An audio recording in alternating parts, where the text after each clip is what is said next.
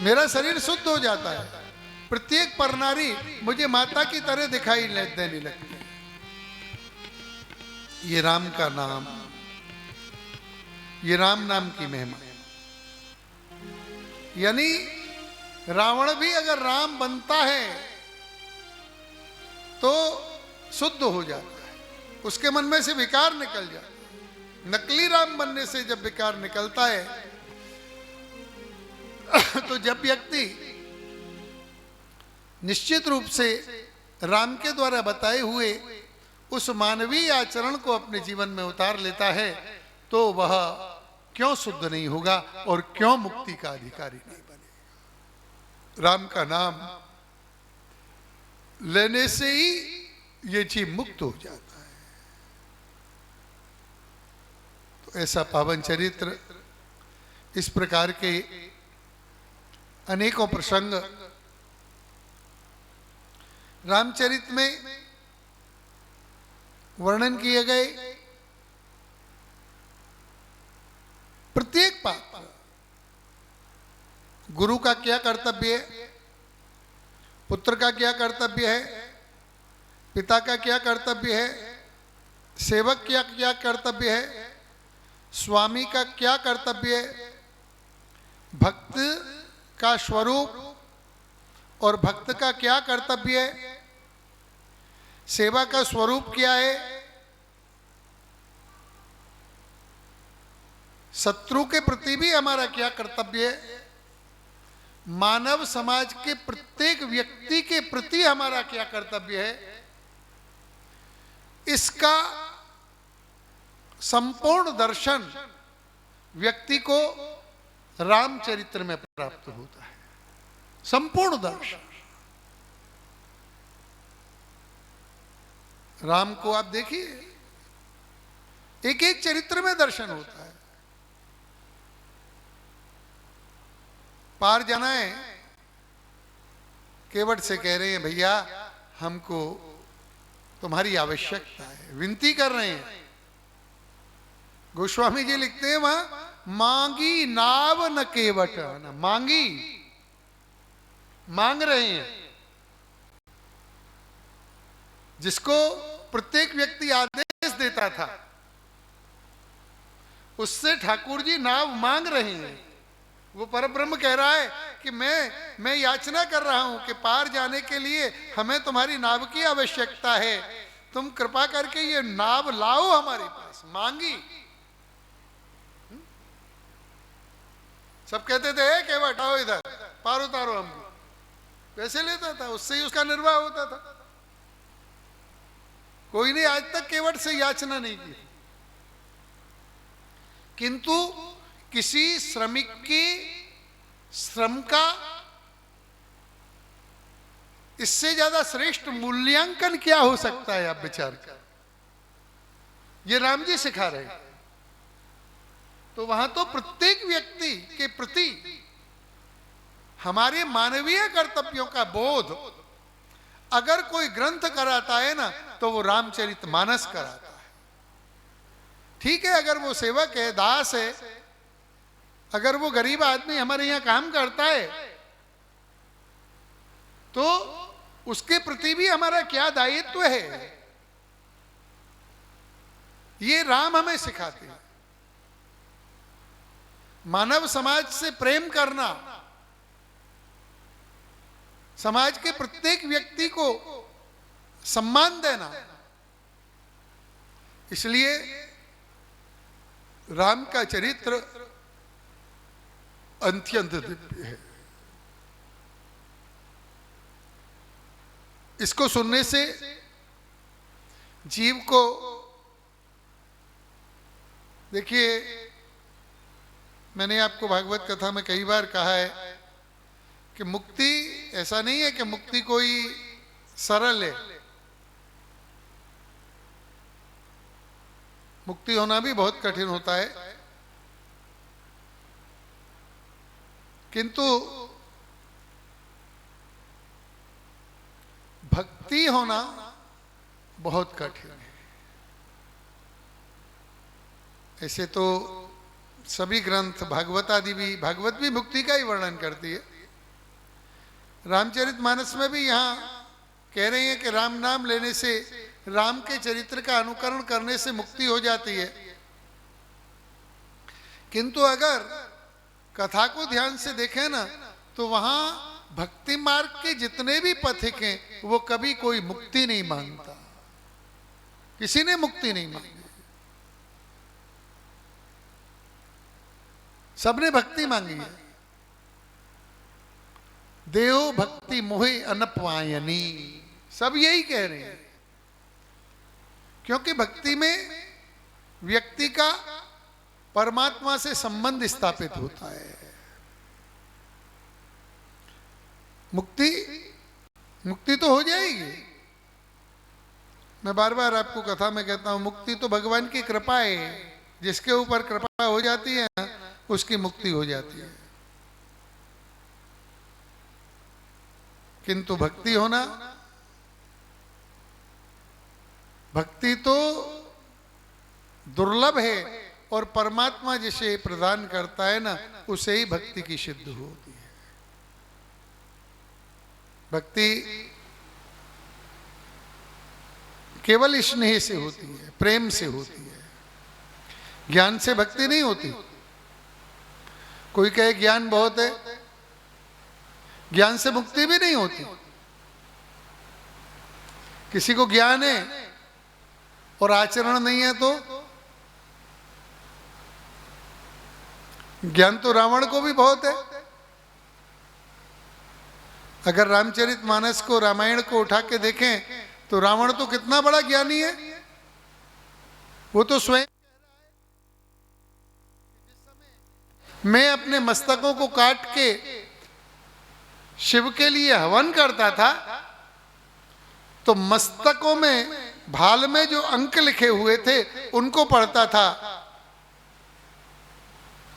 और उसमें मैं पढ़ता था कि तेरी मृत्यु मानव और वानरों के हाथ से होगी। तो मुझे हंसी आती थी। अंगद से कह रहा है, तो जो व्यक्ति इन भाग्य की रेखाओं में लिखे अंकों को पढ़ सकता है, उसके ज्ञान का क्या ठिकाना। किंतु आचरण नहीं है। तो ज्ञान हो और आचरण नहीं हो तो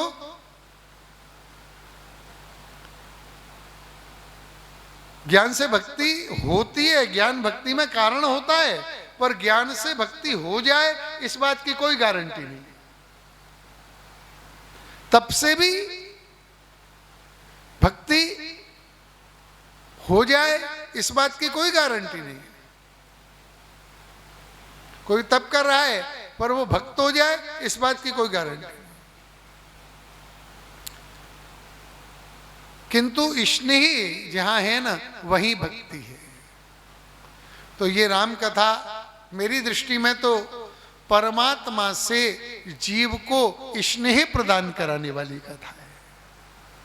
परमात्मा से इसमें स्नेह हमें होता है।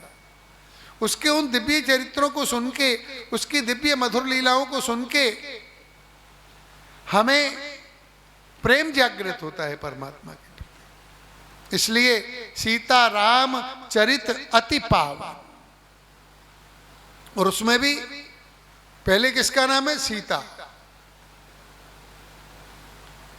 अब देखो भारत की कथा। वाल्मीकि ऋषि तो अपने रामचरितमानस में, अपनी रामायण में वाल्मीकि ने तो लिखा कि सीतायाम चरितम महत्। वाल्मीकि जी कह रहे हैं कि मैं उस माता सीता के महान चरित्र का यहां वर्णन कर रहा हूं। उनकी रामायण की जो शुरुआत है ना, वो ये नहीं कह रहे कि मैं राम के चरित्र का वर्णन कर रहा हूं। वो कहते हैं सीतायाम चरितम महत्, मैं माता सीता के महान चरित्र का वर्णन कर रहा हूं। ऐसा चरित्र दिव्य माता सीता का। वाल्मीकि का संबंध माता से रहा। वाल्मीकि के आश्रम में कितने ही दिनों तक, कितने ही वर्षों तक श्री जानकी माता ने निवास किया। और जो माता की विप्रयोग की दशा थी, उसका दर्शन वाल्मीकि ने किया। यद्यपि राम जी भी वाल्मीकि के आश्रम में पधारे हैं। जो रामायण आप लोग पढ़ते हैं, आपने पढ़ा होगा कि जिस समय वनवास में थे, अनेक ऋषियों के यहाँ गए, उस समय वाल्मीकि के आश्रम में भी श्री राम जी पधारे। किंतु जानकी जी तो वहां बहुत समय तक रहे। जब प्रभु श्री मर्यादा पुरुषोत्तम ने लोक निंदा के भय से माता का त्याग किया, लक्ष्मण जी माता को वन में छोड़ के आए और वो जानकी जी का विरह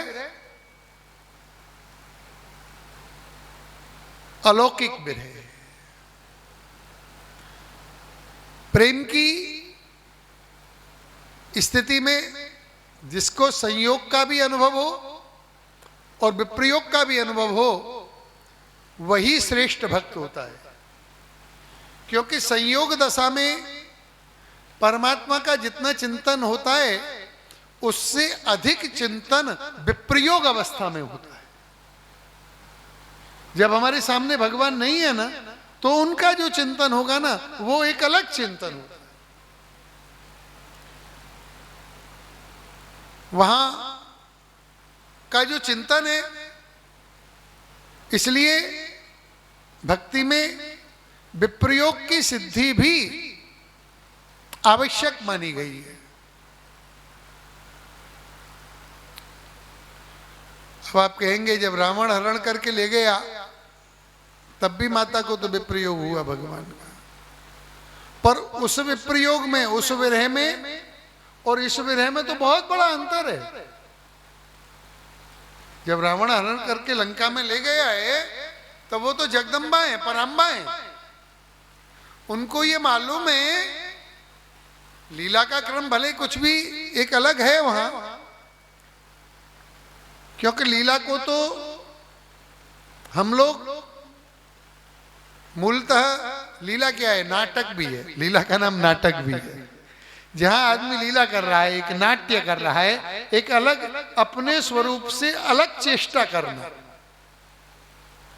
क्योंकि प्रभु तो ब्रह्म है और ब्रह्म में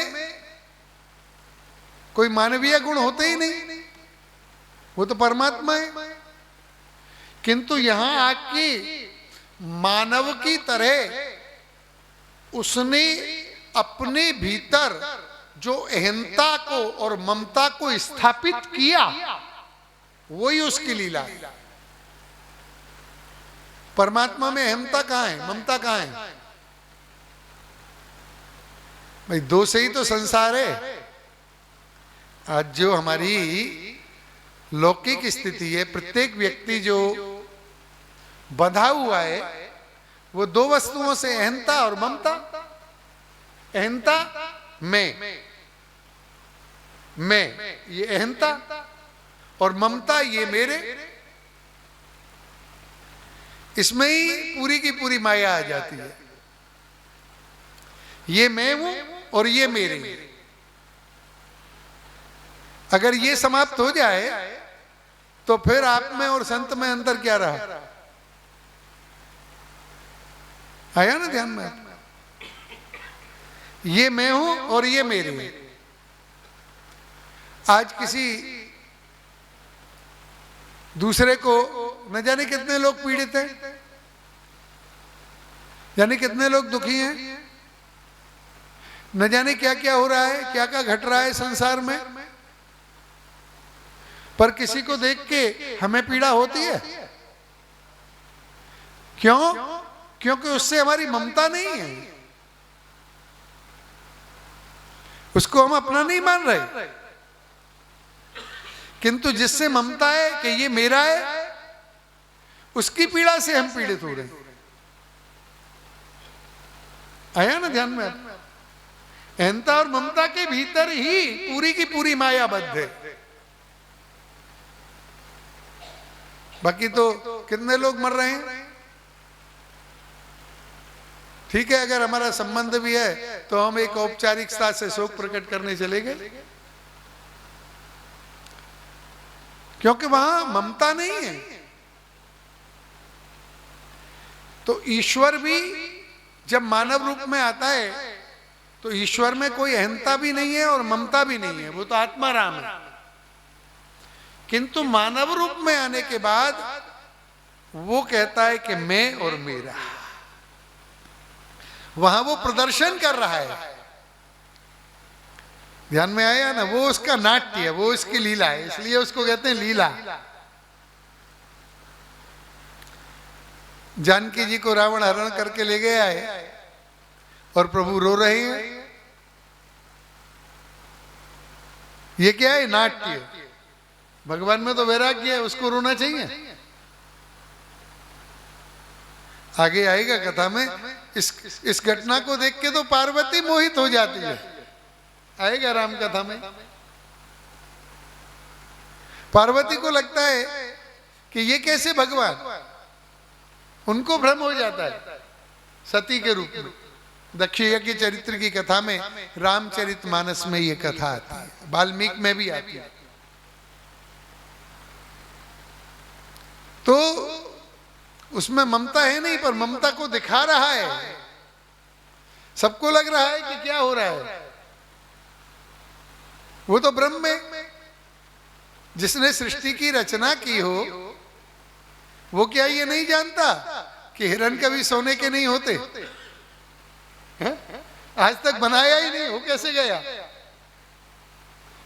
पर वो नाटक, वो लीला का नाट्य, वो ममत्व, ये लौकिक ममत्व का तो प्रदर्शन है केवल। तो रावण हरण के समय जानकी जी को जो वियोग है ना, उसमें वियोग का उतना दुख नहीं है, क्योंकि वहां मूलतः वियोग सिद्ध हुआ ही नहीं है। वहां तो उनको मालूम है कि मेरे प्रियतम, मेरे श्री ठाकुर जी का इस लीला से उत्कर्ष होगा। वहां तो अपने प्रभु के उत्कर्ष की भावना है कि रावण का विनाश होगा, दुनिया जय जयकार करेगी, इस यश को दुनिया गाएगी, अन्यायी का विनाश होगा, इसलिए मेरा हरण हुआ है। क्योंकि लीला में, नाट्य में वो भले कितनी भी दुखी दिखाई दे, किंतु वो तो स्वयं जगदम्बा है, वो तो परमात्मा की मूल शक्ति रूपा सीता है। उनको ये मालूम है कि मेरे प्रिय ठाकुर जी पधारेंगे, इस दुष्ट को मार के मुझको लेके जाएंगे और मेरे स्वामी का उत्कर्ष होगा, जय जयकार होगी, लोग इस यश को गा के आगे कृतार्थ होंगे। तो वहां तो प्रियतम के उत्कर्ष की भावना से आप लंका में विराज रहे हैं, वहां तो वियोग का प्रदर्शन है। किंतु यहां जब लोक मर्यादा में भगवान जानकी का त्याग करते हैं, उस जगदम्बा का,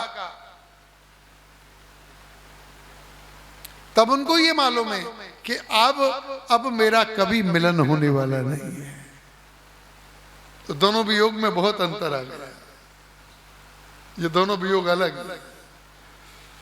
वहां उनको ये मालूम थी कि ठाकुर जी का उत्कर्ष होगा, पर यहां और क्या प्रभु उसको त्याग करते? प्रभु जानकी का त्याग कर सकते हैं? जानकी तो उनका प्राण है, आत्मा है। सीताराम जी केवल एक व्यक्ति के कहने से, जो प्रभु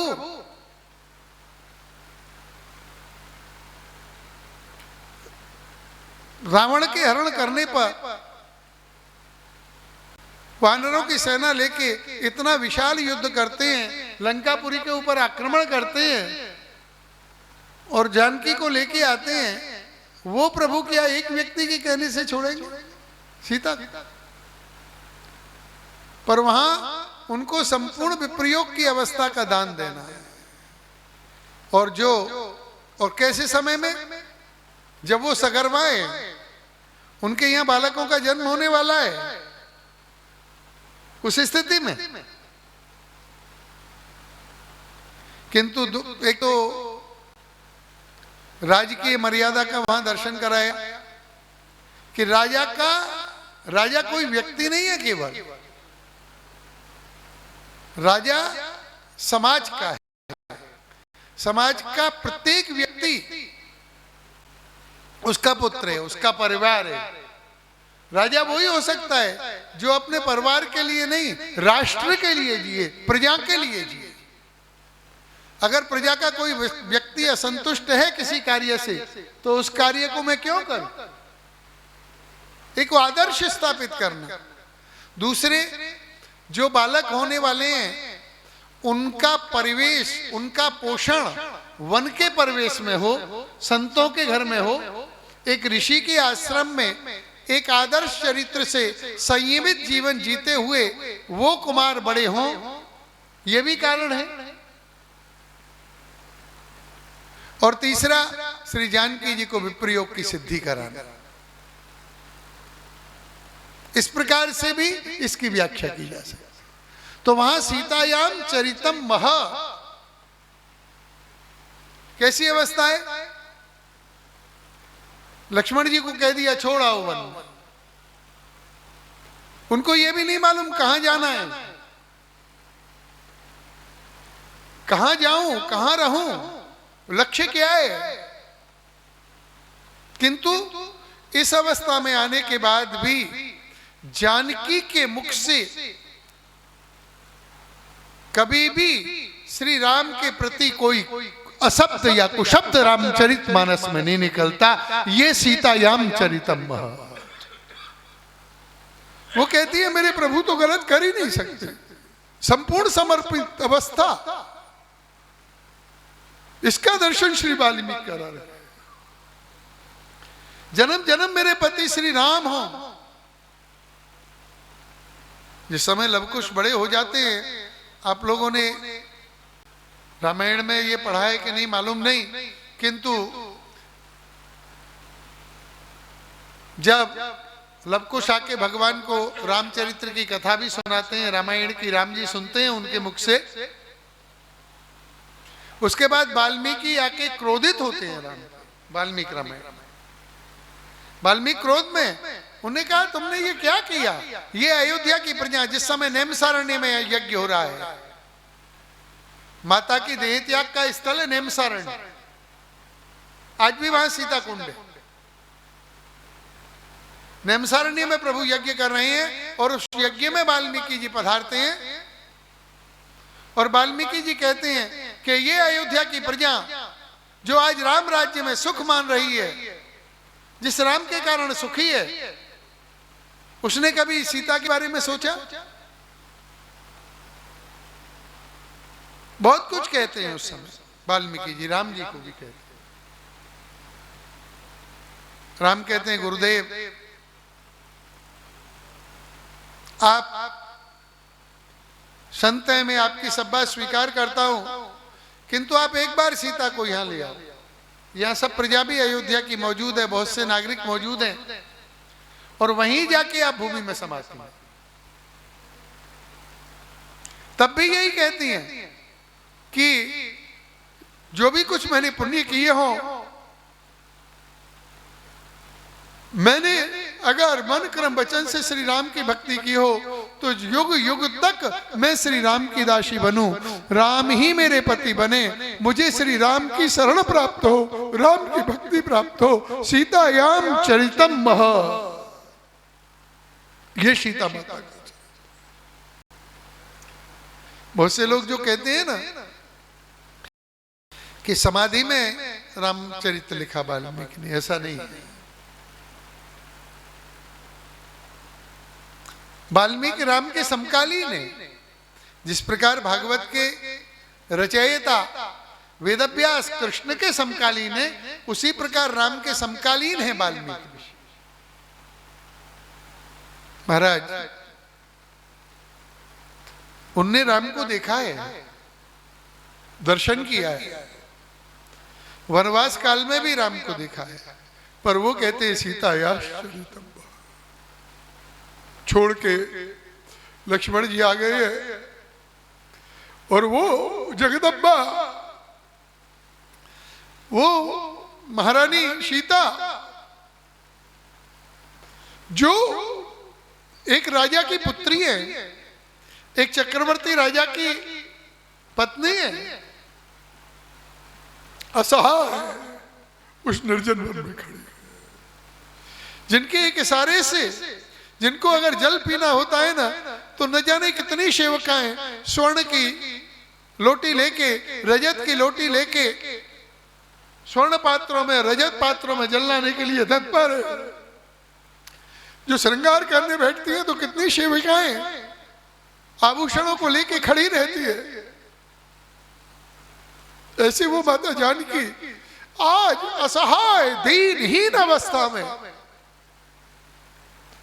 जंगल में खड़ी, उसको ये भी नहीं मालूम कहां जाना, मैं जाऊं कहां, मेरा आश्रय स्थान कौन सा है।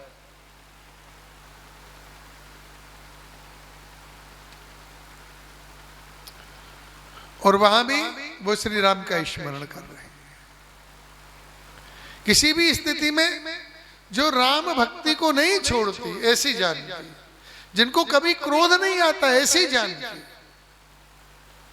अब देखो राम जी को तो जब कभी कभी क्रोध भी आता है, ऐसे तो राम को क्रोध नहीं आता, पर बहुत जगह आता है ना, रामायण में देख सकते हैं।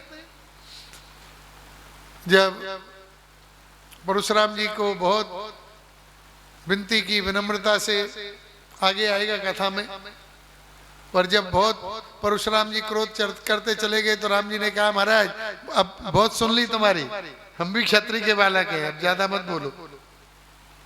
तो थोड़ा क्रोध भी आ गया, राक्षसों में भी क्रोध आता है, पर माता जानकी का पूरा चरित्र आप देखो, कहीं भी क्रोध नहीं है, केवल करुणा। माँ की जो करुणा होती है, स्त्री के भीतर जो करुणाएं, दयाएं, समर्पण है, उसका अगर मूर्तिमान दर्शन होता है ना तो माता जानकी में होता है। इसलिए सीतायाश्च चरितम महत्। वाल्मीकि कहते हैं कि मैं तो सीता माता के चरित्र का वर्णन कर रहा हूं, उनकी रामायण का प्रारंभ ही वहां से होता है, सीतायाश्च चरितम महत्।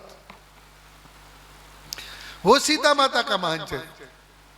राम का चरित्र तो सीता के चरित्र के भीतर उनने वर्णन किया, क्योंकि सीता जी का संबंध राम से। जब सीता की कथा कहेंगे तो उसके भीतर रामचरित्र आएगा ही।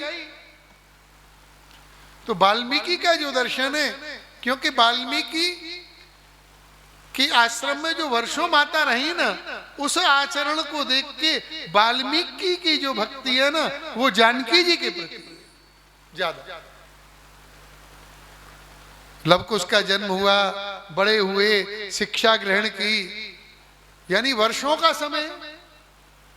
वो बालक कुमार हुए, उनके जनेऊ कराए, उनको शस्त्र विद्या सिखाई, फिर राम जी से अश्वमेध यज्ञ के घोड़े में सब युद्ध आदि हुए, तो वर्षों तक रही है वहां।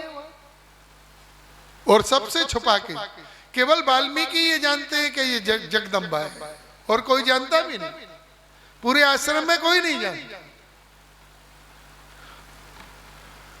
तो वहां जो उनका चरित्र है, उसके प्रति वाल्मीकि का समर्पण शुरुआत ही यहां से करते हैं। सीतायाश्च चरितम महत्। खड़ी है अकेली, और वो विप्रयोग हमारी किशोरी जी के विप्रयोग से मिलता है। जब भगवान मथुरा पधार गए हैं, द्वारका पधार, वहां उनको ये मालूम है कि अब प्रभु कभी आएंगे ही नहीं, उनको भी ये मालूम है। और यहां जानकी को भी ये मालूम है कि अब मेरा प्रभु से मिलन इस देह से नहीं होगा, जब मिलूंगी भी तो देह त्याग करना है, क्योंकि वो मैंने कहा ना, अभी थोड़ी देर पहले ही कहा था, वो तो जगदम्बा है। ये लीला का क्रम तो एक नाट्य है। तो वो जगत जननी पराम्बा राम वियोग से दुखी अकेली खड़ी हुई है और विचार कर रही है क्या करूं। और उस समय आंखों में से अश्रु गिरते हैं, अश्रु बहने लगते हैं। वहां वाल्मीकि मुनि की समाधि खुल जाती है। वाल्मीकि को प्रेरणा होती है, वाल्मीकि चल देते हैं, और जैसे ही वो आंसू पृथ्वी के ऊपर गिरना चाहता है, ऐसे ही वाल्मीकि अपना कमंडल वहां लगा देते हैं, और वो सारे के सारे आंसुओं को श्री वाल्मीकि जी अपने कमंडल में भर लेते हैं। कि अगर ये आंसू विप्रयोग का, ये आंसू अगर पृथ्वी में गिर गया तो पृथ्वी इसे सहन नहीं कर सकेगी, इस विप्रयोग को। जिस तरह एक आंसू से पहला श्लोक वाल्मीकि ने रचा, इसी तरह इस दूसरे जानकी माता के आंसू के बाद रामचरितमानस की रचना की। जो वाल्मीकि की कथा में आप लोग सुनते हैं कि वो तो ब्राह्मण थे पर कुसंग से भटक गए। आज जो बहुत से लोग वाल्मीकि को स्वपच मानते हैं, वाल्मीकि स्वपच नहीं थे। ये भी लोगों में बड़ी भ्रांति है। एक समाज के लोग अपने आप को वाल्मीकि का आदर्श बताते हैं और वाल्मीकि लिखते हैं, और वाल्मीकि की मूर्ति को शोभा यात्रा आदि भी निकालते हैं, मंदिर भी बनाते हैं। किंतु उन लोगों को ये मालूम नहीं है कि वो वाल्मीकि जो स्वपच वाल्मीकि थे, वो तो महाभारत काल में हुए। वो भी हुए वाल्मीकि युधिष्ठिर के राजसूय यज्ञ के बाद उनको भोजन कराया गया है। वो वाल्मीकि अलग है, वो भी बड़े भक्त थे, किंतु वो महाभारत काल के वाल्मीकि हैं जो स्वपच थे। आज की भाषा में कहें तो मेहतर या जो भी हरिजन, तो वो वाल्मीकि तो महाभारत काल के हैं। वो ये वाल्मीकि नहीं है जिनने रामायण की रचना की। ये वाल्मीकि तो ब्राह्मण कुल में उत्पन्न हुए थे, ब्राह्मण थे, किंतु दुस्संग के कारण बिगड़ गए। मदिरापान आदि ये सब विषय उनको लग गए और धीरे धीरे संपत्ति को नष्ट कर दिया। निर्वाह के लिए लूटमार करने लगे, पीछे लोगों को लूटने लगे, मारने लगे। जंगल में जाते थे, मारो काटो, यही सब उनके जीवन में पापमय जीवन हो गया। जो आप सुनते हैं कथा में, वाल्मीकि चरित्र में। और एक दिन श्री नारद बाबा को पकड़ दिया। नारद जी ने संत को कैसे भी पकड़ लो भैया, संत का समागम तो पवित्र ही बनाता है। उन्होंने कहा कि भाई ठीक है, जो ये तू करता है किसके लिए करता है इतना पाप? महाराज मेरा पालन ही इससे होता है, पर जिनके लिए तू ये पाप करता है, क्या वो तेरे पाप में हिस्सेदार हैं? नारद जी ने पूछा। कथा का विस्तार इसलिए नहीं कर रहा कि रामचरितमानस की कथा करनी है। वाल्मीकि की ये कथा तो आप सब लोगों ने सुनी रखी है, इसलिए इसको कोई लंबा नहीं कर रहा मैं, पर जो प्रसंगवश बात है उसको बता रहा हूं। उन्होंने कहा कि मेरी पत्नी का, बच्चों का इससे निर्वाह होता है। तो उन्होंने कहा वो सब तेरे इस पाप में भागीदार हैं, क्या जो तू कर रहा है वो भी उसे भोगेंगे, इसका जो परिणाम होगा वो।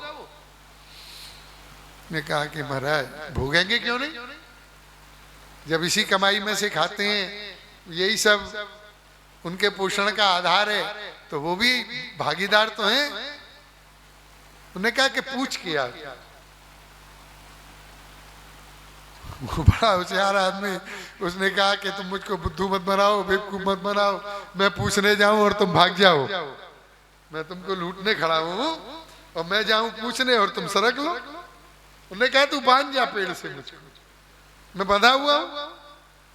और वो सब घटना हुई और जब घर आए बांध के पूछा पत्नी को कि मैं ये सब लूट के लाता हूँ, लोगों को सता के लाता हूँ, लोगों रोते हुए जाते हैं, भाई किसी का सब कुछ छुड़ा लोगे तो रोते हुए ही जाएगा, तो ये जो पाप होता है क्या तुम इसमें हिस्सेदार हो? पत्नी बोली मैं काहे को हिस्सेदार हूं, तुमने शादी की, तुम ब्याह के लाए, तुम्हारा कर्तव्य है मेरा पालन करो, कैसे भी करो, मुझको क्या लेना देना, मेरा क्या मतलब। लड़कों से पूछा, लड़के बोले कि भाई हमारा क्या मतलब, अरे हम तो तुम्हारे बच्चे हैं, सब माँ बाप अपने बच्चों का पालन करते हैं, वो तो तुम्हारा कर्तव्य है, दायित्व है, जब हम बड़े हो जाएंगे तुम हम भी कर लेंगे, अब तुम जो कर रहे हो वो तुम जानो, हम उसमें भागीदार नहीं। सबने मना कर दिया, वापस आके तो रोने लगे। इतना थोड़ा सत्संग, थोड़ा समागम संत का, उस संत के स्पर्श ने उस व्यक्ति को शुद्ध बना, उपदेश दे दिया राम राम का जप करो। अब उसमें तो राम भी नहीं कहा जावे, राम कहा नहीं जावे, ऐसे ऐसे लोग होते हैं महाराज, उसके मुंह से राम नाम निकलता नहीं था, क्योंकि राम नाम भी पवित्र व्यक्ति के मुंह से निकले, ऐसे कैसे निकल जाएगा। जिसने बहुत से मैंने देखे हैं, मैंने कई लोगों को ऐसा देखा है, मैंने उनको कहा आए मैंने मंत्र बोलो, वो बोल ही नहीं पाते। ये ऐसी राम नाम तो खैर बहुत सरल है, पर हो सकता है संभव तो वो तो मरा मरा कहे, राम कहे ही नहीं, मरा मरा मरा मरा मरा मरा मरा मरा, अब अपने आप राम हो गया ना, जब जोर जोर से बोलो मरा मरा मरा मरा मरा मरा मरा मरा मरा मरा, तो राम ही राम आएगा, पीछे उल्टा हो गया, पर निकल तो राम रहा है। और वो नारद जी बोले तुम मरा मरा ही जपो, उल्टा नाम जपा जग जाना, और वाल्मीकि भय ब्रह्म समान। महाराज धीरे धीरे धीरे धीरे धीरे धीरे धीरे धीरे नाम का प्रभाव, कुछ मत करो आप, कुछ मत करो, केवल भगवान का नाम लो, कैसे भी लो। जो आप लोग सुनते हैं भाव कुभाव अनख आलस हूँ, नाम जपत मंगल दिस दस। भाव से लो, कुभाव से लो, अभाव से लो, अनख से लो, आलस्य से लो, कैसे भी लो। न जाने क्यों नहीं लेते, ये सब सुनने के बाद भी नहीं लेते, क्यों ऐसा है? गाड़ी चलाते जाओ राम नाम लेते जाओ, क्या खर्चा हो रहा है? स्नान करते जाओ राम राम करते जाओ, कृष्ण कृष्ण जो भी आपको अच्छा लगे शिव शिव। यहाँ तो राम का नाम, क्योंकि रामचरित की कथा है इसलिए राम की बात है, बाकी जिसमें भी आपकी प्रीति हो, गोपाल गोपाल कुछ तो बोलो, राम राम राम राम राम राम राम राम राम राम राम, बड़े सरल अक्षर हैं दो। तुलसी राके कढ़त ही, अभी मैंने बोला था आपको, निकसत सकल विकार, फिर पाछे आवत नहीं, देत मकार किवाड़। तो ऐसा ही है राम नाम, नींद नहीं आ रही है, बोलो राम राम राम राम राम राम राम राम, कोई खर्चा नहीं हो रहा, हमेशा बोलते रहो, अपने आप धीरे धीरे आपका अंतःकरण शुद्ध होगा। करके देखो, करो, यही कल्याण का साधन है, यही कल्याण का मार्ग है। और एक दिन एक क्रौंच का जोड़ा, क्रौंच पक्षी पानी पी रहा था। एक बहेलिये ने बाण मारा और जो पुरुष था क्रौंच, उसकी मृत्यु हो गई। उसकी क्रौंची विलाप कर रही है, उसकी आंखों से आंसू टपक रहे हैं और वाल्मीकि के मुंह से एक श्लोक प्रकट हुआ। अपने आप पढ़े नहीं थे, लिखे नहीं थे, ये राम नाम का प्रभाव। मूकम करोति वाचालम पंगुलंघयते। भगवान की इच्छा होती है तो गूंगा भी बोलने लगता है, विद्वान हो जाओ, संत हो जाओ। तो जिस तरह वहां आंसू के द्वारा एक श्लोक प्रकट हुआ, इसी तरह जब माता जानकी के आंखों में से अश्रुपात हुआ तो एक श्लोक सीतायाश्चरितम महत्, उसके बाद ही रामचरित्र की शुरुआत आपने की है, उसके बाद ही रामायण। तो ऐसा ये अति पावन रामचरित्र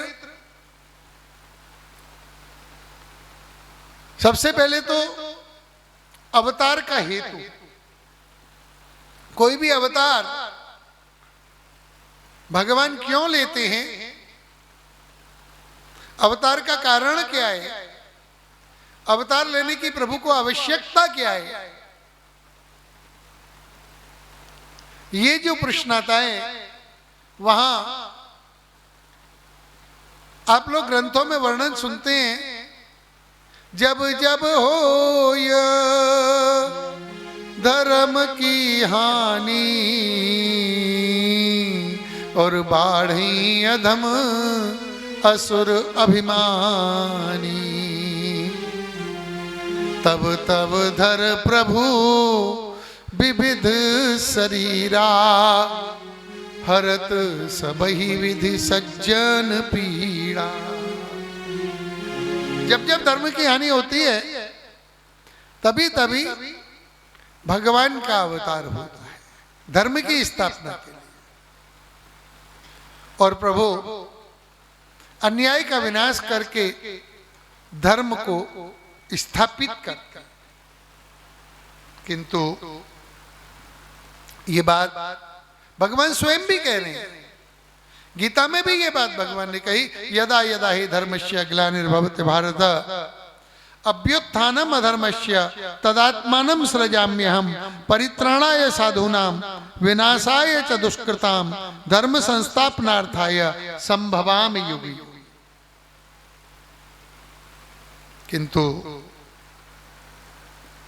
मूलतः अगर ध्यान की दृष्टि से देखें तो हमारे भक्ति मार्ग के अद्भुत संत, शुद्धाद्वैत के अद्भुत संत श्री वल्लभाचार्य जी इस बात को स्वीकार नहीं करते।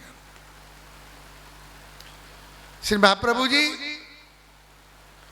आज्ञा कर रहे हैं कि गीता का ये वाक्य सत्य तो है पर परम सत्य नहीं है। श्री वल्लभाचार्य का दर्शन इतनी उच्च कक्षा का है, वो कह रहे हैं कि भगवान धर्म की स्थापना करते हैं पर धर्म की स्थापना के लिए अवतार नहीं लेते। अब तो बड़ी गड़बड़ हो गई। आप कहोगे सब कह रहे हैं, गोस्वामी जी मानस में कह रहे हैं, वाल्मीकि जी कह रहे हैं, पर श्री वल्लभाचार्य जी कहते हैं कि धर्म की स्थापना के लिए नहीं लेते अवतार, करते हैं आके तो क्यों अवतार लेते हैं।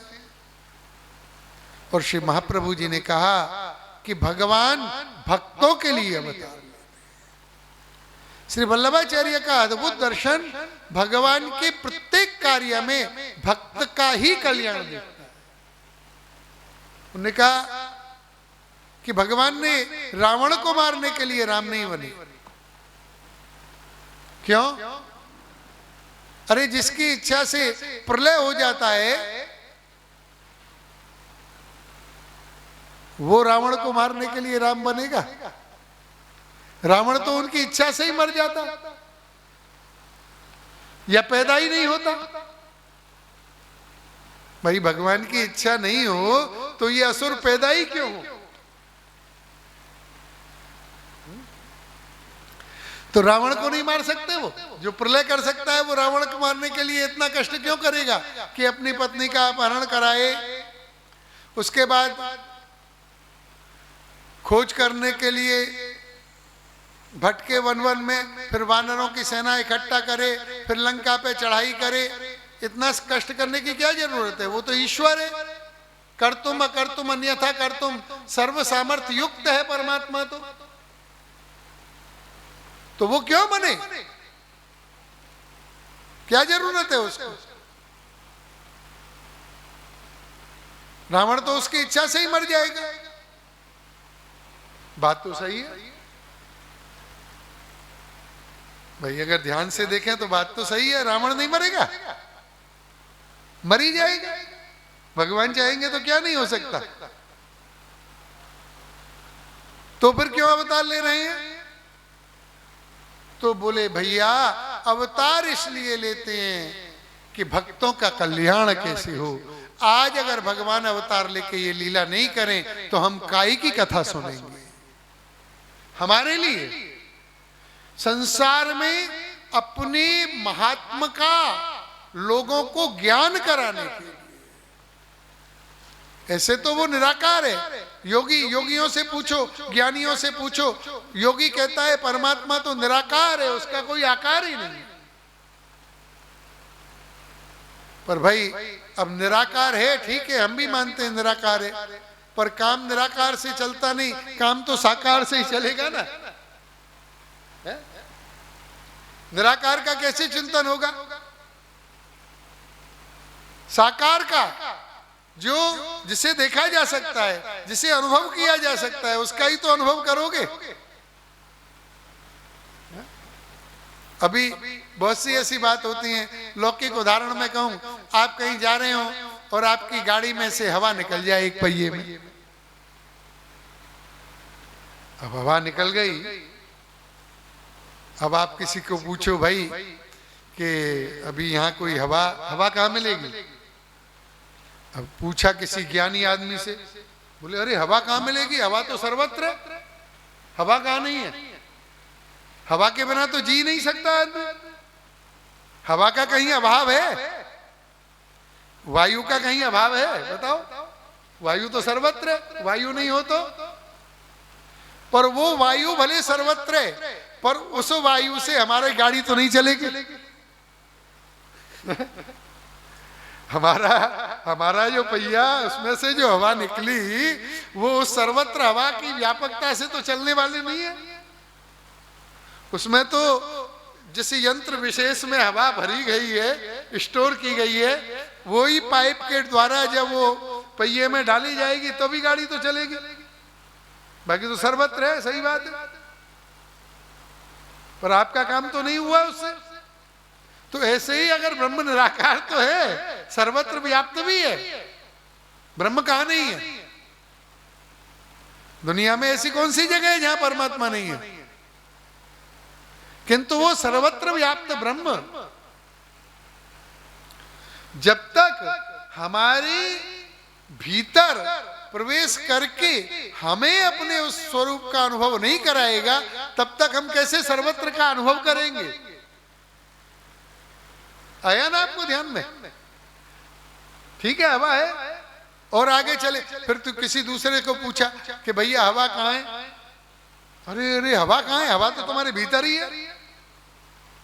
ये जो सांसें ले रहे हो, ये जो तुम्हारी प्राणवायु चल रही है, हवा कहाँ नहीं है बताओ? तुम्हारे भीतर ही हवा है। यानी तुम्हारे भीतर भी ब्रह्म है, तुम स्वयं ही ब्रह्म का स्वरूप हो। तुम ब्रह्म से परे हो कहां? पर तुम्हारे भीतर भले ब्रह्म है, पर तुमको तो उसका अनुभव नहीं है। अनुभव कैसे करोगे? अब तुम्हारे भीतर की जो हवा है वो तो तुम्हारी गाड़ी को नहीं चलाएगी। गाड़ी तो वहीं चलेगी दुकान पे जाके जब हवा भरवा लोगे। तो इसी तरह ब्रह्म का भी जब तक एक साकार स्वरूप जो है ना, उसका जो अनुभव है ना, वो ही भक्ति पैदा करता है, भले सर्वत्र। इसलिए भगवान को अपने भक्तों के लिए अपना साकार स्वरूप प्रकट करना पड़ता है, अपने महात्मा का ज्ञान भक्तों को कराने के लिए। क्योंकि महात्मा ज्ञान के बिना भक्ति नहीं होती। मैंने पहले भी भागवत कथा में आपको कहा है, भक्ति का एक ही, भक्ति की परिभाषा ही है। भक्ति क्या होगी कि महात्मा ज्ञान पूर्वस्तु सुदृढ़ सर्वतोधिक स्नेह भक्ति रीति प्रोक्तस्तया मुक्तिर न चान्य था। जब भगवान के महात्मा का आपको ज्ञान हो जाएगा, जब तक महात्मा का ज्ञान नहीं है आप भक्ति करोगे कैसे? संसार में ही नहीं होती, ईश्वर में कैसे हो जाएगी? तो महाराज महात्मा का ज्ञान कराने के लिए भगवान अवतार लेते हैं, यानी भक्तों के लिए लेते हैं। आज ये लीला नहीं करें, आज ये कथा नहीं होवे तो हम क्या सुने? रस जो न हो तो रसिक कहा गावते। अगर ये रस नहीं होता तो रसिक जन क्या गाते? इसलिए ये कथा है, इसलिए ये लीला। तो अवतार लेते हैं हमारे लिए। अब देखो, दो तरह के भक्त होते हैं, प्रत्यक्ष के भक्त और परोक्ष के भक्त। अवतार दशा में भी कहां भगवान को सब जान रहे हैं। जिस समय अवतार हुआ उस समय भी सबको तो ये ज्ञान नहीं है कि राम जी भगवान है। उस समय भी सबको तो ये ज्ञान नहीं है कि माता सीता जगदम्बा है। अगर सबको ये ज्ञान हो तो फिर ये धोबी ऐसा बोले? राम ईश्वर हैं, ऐसा ज्ञान तो गिने चुने लोगों को है, सबको ज्ञान नहीं है। जो भी व्यक्ति ये देखते हैं राम का, हाँ बहुत बलवान है, बहुत वीर है, नीतिवान है, श्रेष्ठ योद्धा है, किंतु राम ईश्वर है, ऐसा ज्ञान तो अमुक लोगों को है। हनुमान जी जानते हैं, केवट जानता है, सबरी जानती है। उनके लिए अवतार हुआ। अवतार काल में जो अनेक संत ऋषि जिनकी आप रामायण में कथा सुनेंगे आगे, उनके लिए अवतार हुआ। रावण को तो मारा, रावण को मारने के लिए प्रकट नहीं हुए, प्रकट तो हुए उन अन्यान्य कितने भक्त जो कब से चिंतन कर रहे थे। सबरी देख रही है बाट, कब आएंगे मेरे राम, रोज प्रतीक्षा करती है, उसके लिए राम आया। तो हेतु राम अवतार का जो हेतु है, कृष्ण अवतार का जो हेतु है, कोई भी अवतार जो होता है ना, वो भक्तों के लिए होता है, ऐसा श्री वल्लभाचार्य मानते हैं। और ये बात अगर ध्यान से देखें ना तो सिद्ध भी होती है। क्योंकि जो कथाएं आती हैं,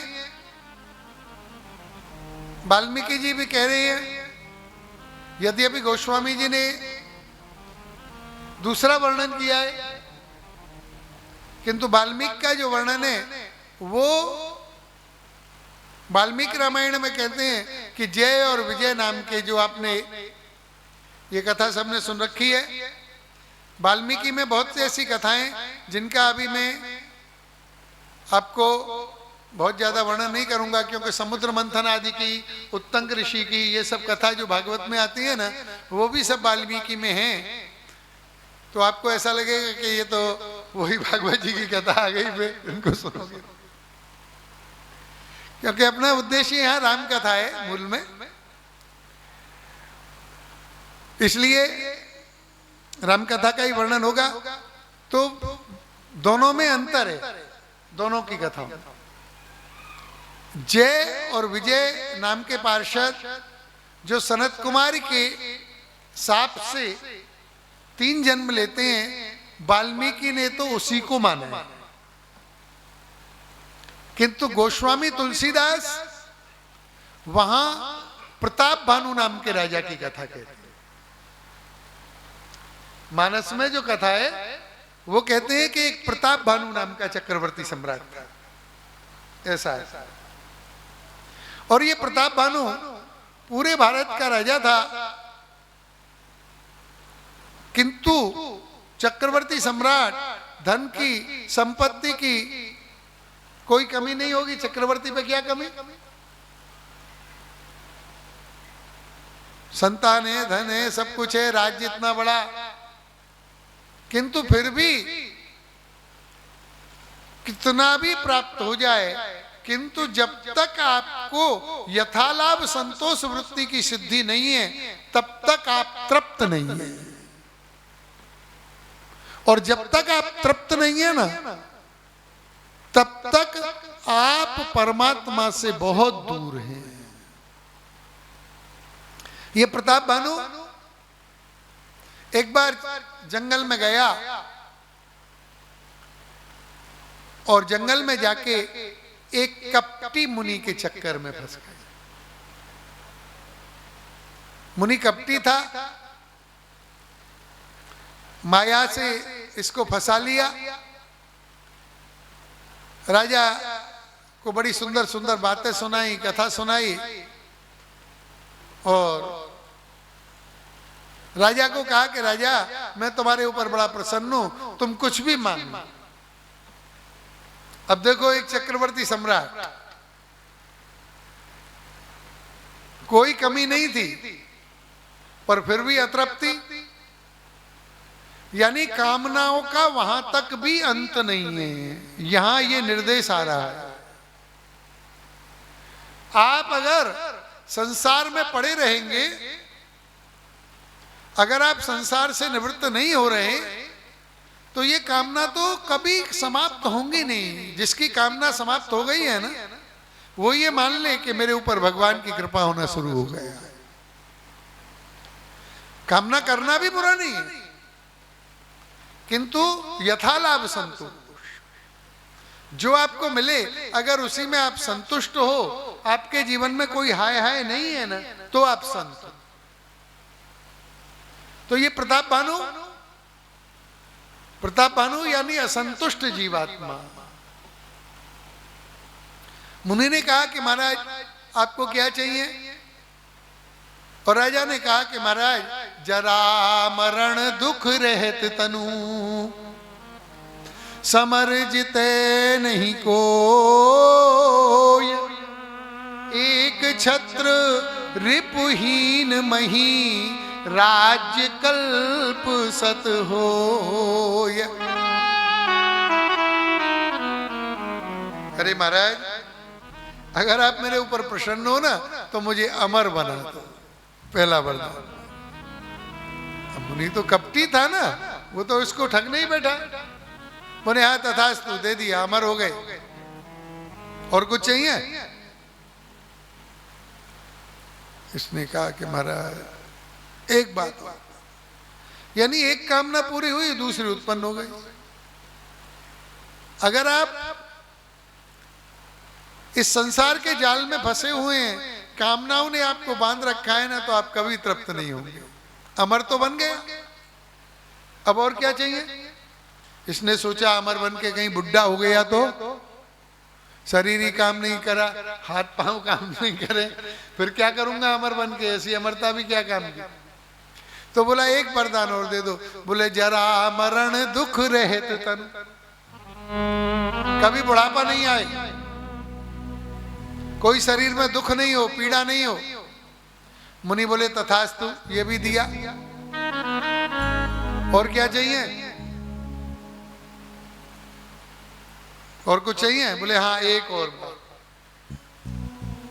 मैंने कहा ना पूरी कभी नहीं होंगी, हाँ, इसलिए बस एक ही बात ध्यान रखो, एक बिंदु तो जरूर बना लो, इतने तक ही संसार बहुत हो गया, कब तक फंसे रहोगे?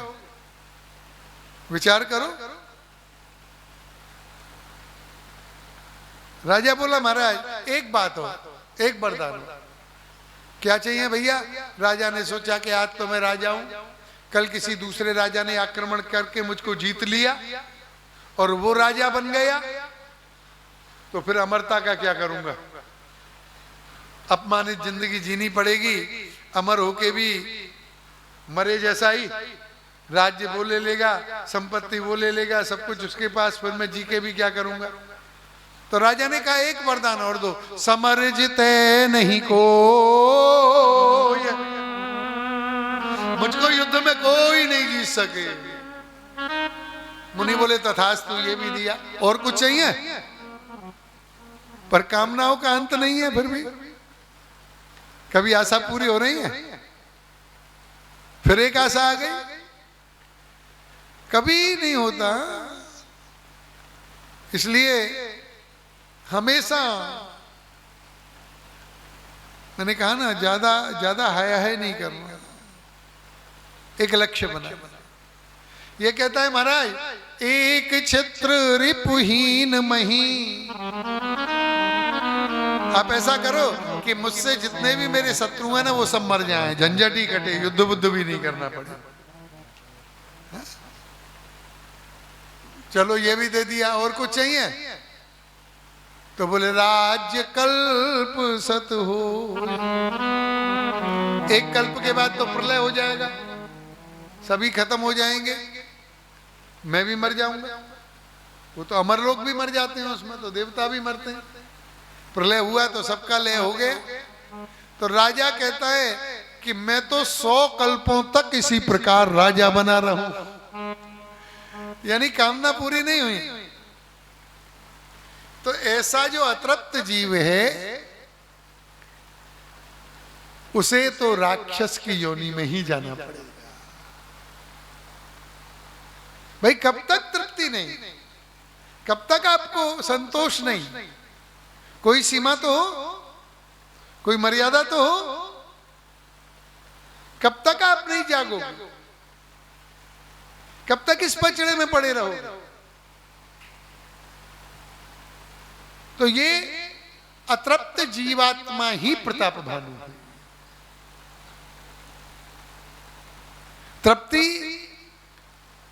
तृप्ति कहां होगी? सत्संग में। जब सत्संग मिलता है व्यक्ति को, तो अगर भगवद कृपा हो तो वह अपना लक्ष्य निर्धारित करता है। इसलिए सत्संग करना चाहिए। किंतु जय और विजय की कथा वाल्मीकि ने प्रताप भानु की कथा नहीं कही है। मैंने जो पहले भी कहा था आपको, बहुत सी कथा ऐसी है जिनमें आपस में तारतम्य नहीं होता, और वह तारतम्य कल्प भेद आदि के कारण है। तो जय और विजय नाम के 2 राक्षस थे, भगवान के पार्षद थे। अब आप देखो, ये कथा बताती है, हमें सिद्ध कराती है, दर्शन कराती है हमें इस बात का, जो मैंने अभी आपको कही कि बैकुंठ में सनत कुमार जी दर्शन करने को पधारे। अब सनत कुमार जी को इन्हें रोक दिया, और रोका ही नहीं, क्रोध करके दुर्वचन भी बोले। सनत कुमार जी महाराज को क्रोध आ गया। सनत कुमार जी ने इनको साथ दे दिया कि जाओ भूमि के ऊपर गिरो। ये कथा तो आपने सुनी है। यही पहले जन्म में हिरण्याक्ष हिरण्यकश्यपु, दूसरे जन्म में रावण कुंभकर्ण, और तीसरे जन्म में शिशुपाल और दंतवक्र बने। तो इस कथा में ये निर्धारित होता है कि अब बैकुंठ में क्रोध क्यों आएगा? बैकुंठ जैसी जगह में भी अगर क्रोध आता है, तो फिर बैकुंठ का महत्व क्या? वही यानी निश्चित रूप से। बैकुंठ शब्द की अगर व्याख्या करें तो वही माने निश्चित, गारंटेड। जहां कोई कुंठा नहीं है, जहां कोई वासना नहीं है, जहां काम क्रोध मोह लोभ आदि विकार नहीं है, वही तो वैकुंठ है। और वहां तो जो जीव जा रहा है वो प्राणमय जीव नहीं है, हमारी तरह अन्नमय जीव नहीं है। ये देह तो जाएगा नहीं वैकुंठ में किसी का। वहीं वहां तो वो विशुद्ध जीवात्मा जो हमारा मूल स्वरूप है, जिसके भीतर कोई वासना नहीं है, जो